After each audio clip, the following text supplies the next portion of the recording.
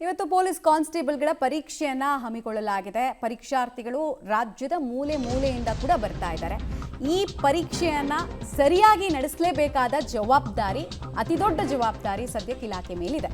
ಬೆಳಗ್ಗೆ 10:30ರಿಂದ ಆರಂಭ ಆಗುತ್ತೆ ಪರೀಕ್ಷೆ ಅನ್ನೋದರ ಡೀಟೇಲ್ಸ್ ಲಭ್ಯ ಆಗ್ತಾ ಇದೆ. ಕೆಪಿಎಸ್ಸಿ ಎಕ್ಸಾಮ್ನಲ್ಲಿ ಅಕ್ರಮವಾದ ಬಳಿಕ ಸರ್ಕಾರಕ್ಕೆ ಮೇಲಿಂದ ಮೇಲೆ ಮುಜುಗರಗಳು ಆಗಿದೆ.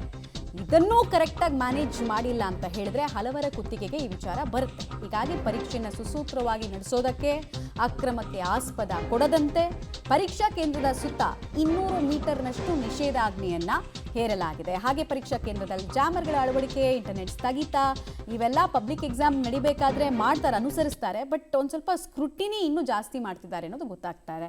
ಅವ್ರಿಗೆಲ್ಲ ಡ್ರೆಸ್ ಕೋಡ್ಗಳು ಇರ್ತವೆ, ಹಾಲ್ ಟಿಕೆಟ್ಗಳನ್ನು ತರಬೇಕು, ಮತ್ತು ಚೀಟಿಂಗ್ಗೆ ಯಾವುದೇ ಅವಕಾಶಗಳು ಆಗದೇ ಇರೋ ರೀತಿ ನೋಡ್ಕೊಳ್ಳೋ ಕೆಲಸ ಆಗುತ್ತೆ. ಬಟ್ ಪೇಪರ್ ಲೀಕ್ಗಳಾಗ್ತಾ ಇತ್ತಲ್ಲ, ಅಲ್ಲಿಂದ ಸ್ಟಾರ್ಟ್ ಆಗ್ತಾ ಇತ್ತಲ್ಲ, ಅದೆಲ್ಲ ತಡೆದಿದೆಯಾ ಈ ವರ್ಷ ಆದರೂ?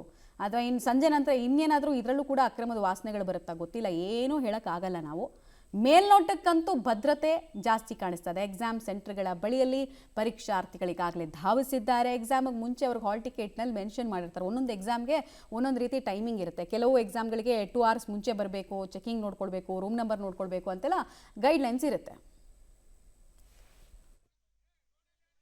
ಕೆಪಿಎಸ್ಸಿ ಅಕ್ರಮ ಹಗರಣದ ಬಳಿಕ ಎಚ್ಚೆತ್ತಂತಹ ಗೃಹ ಇಲಾಖೆ ಇದೀಗ ಪೊಲೀಸ್ ಕಾನ್ಸ್ಟೇಬಲ್ ನೇಮಕಾತಿ ಪರೀಕ್ಷೆಯನ್ನು ಯಾವುದೇ ಸಮಸ್ಯೆಗಳು, ಯಾವುದೇ ಗಲಾಟೆಗಳು, ಯಾವುದೇ ಆರೋಪಗಳು ಇಲ್ಲದೇ ಇರುವಂತಹ ನಿಟ್ಟಿನಲ್ಲಿ ಪರೀಕ್ಷೆಗಳನ್ನು ನಡೆಸೋದಕ್ಕೆ ಸಿದ್ಧತೆಗಳನ್ನು ಮಾಡಿಕೊಂಡಿದೆ. ಈಗ ಶೇಷಾದ್ರಿಪುರಂನ ಎಕ್ಸಾಮ್ ಸೆಂಟರ್ ಇದು.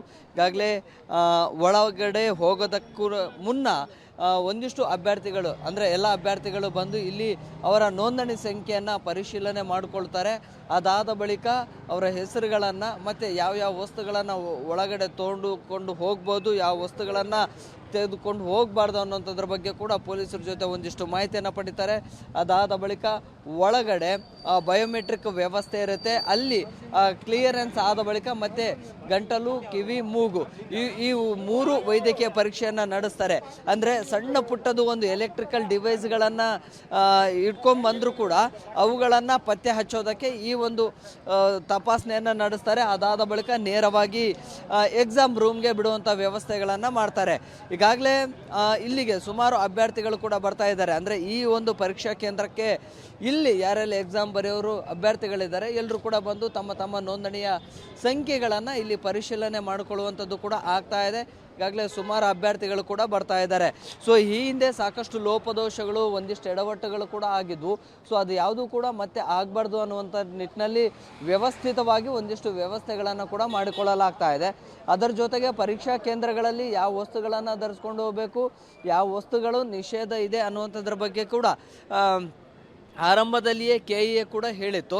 ಸೊ ಹೀಗಾಗಿ ಪ್ರತಿಯೊಂದು ಪರೀಕ್ಷಾ ಕೇಂದ್ರದ ಬಳಿ ಕೂಡ ಡ್ರೆಸ್ಸಿಂಗ್ ಆಫೀಸರ್ ಅಂತೇಳಿ ನೇಮಕ ಆಗಿರ್ತಾರೆ. ಅವರು ಅಂದರೆ ಧಾರ್ಮಿಕ ಚಿಹ್ನೆಗಳು ಇರುವಂಥದ್ದು ಅಥವಾ ಧಾರ್ಮಿಕ ಭಾವನೆಗಳಿಗೆ ಏನಾದ್ರು ಧಕ್ಕೆ ತರುವಂಥದ್ದು, ಆ ರೀತಿಯದ್ದು ಅವಕಾಶ ಕೊಡಬೇಕಾ ಬೇಡವಾ, ಮತ್ತು ಯಾವುದಕ್ಕೆ ಅವಕಾಶ ಇದೆ ಅದರ ಬಗ್ಗೆ ಮನವರಿಕೆ ಮಾಡುವಂಥದ್ದು ಮತ್ತು ಅದರ ಬಗ್ಗೆ ಮಾಹಿತಿ ನೀಡುವಂಥದ್ದು, ಅದೆಲ್ಲವನ್ನು ಕೂಡ ಡ್ರೆಸ್ಸಿಂಗ್ ಕೋಡ್ ಆಫೀಸರ್ ಕೂಡ ಮಾಡ್ತಾರೆ.